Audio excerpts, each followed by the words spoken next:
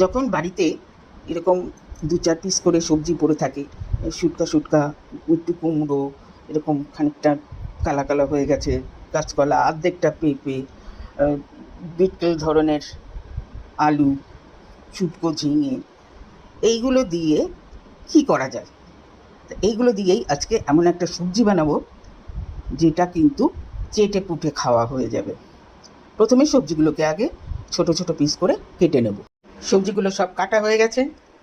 অল্প একটু তেল দিয়েছি কড়াইতে, দিয়ে দেবো 1 চামচ 5 ফোড়ন, সাথে দেব পেঁয়াজ, একটা পেঁয়াজ স্লাইস করে দিয়েছি, কিছু শুকনো লঙ্কা ছিল সেটা দিয়ে দিলাম।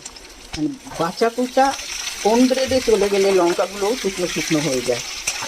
এটা একটুখানি পেঁয়াজটা ভাজা করে নেব। হালকা হালকা ভাজা হয়ে গেছে। এরপরে এই যে যাবতীয় শুকনো সবজিগুলো ছিল সেগুলো সব দিয়ে দিলাম। দেবো এটাতে সল্ট, হলুদের গুঁড়ো, একটুখানি ছাঁকলে নেব,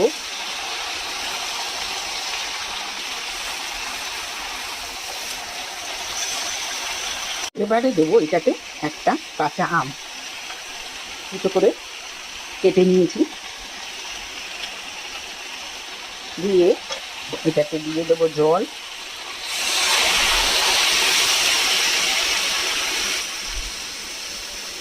দিয়ে এটাকে ঢাকা দিয়ে দেবো। মিনিট 10 ঢাকা দিয়ে রেখেছিলাম। তরকারি সব সেদ্ধ হয়ে গেছে। একটু ঘেটে ঘেটে দিলে এটা কিন্তু খেতে ভালো লাগে।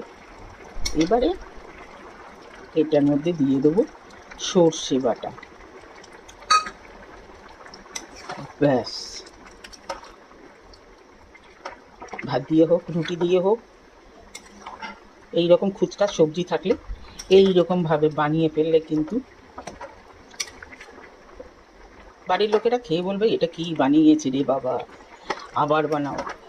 তার মানে আবার ওইগুলোকে শুকনো করতে হবে না, না তার কোনো মানে নেই। এরকম করে কিন্তু খাওয়া যেতে পারে।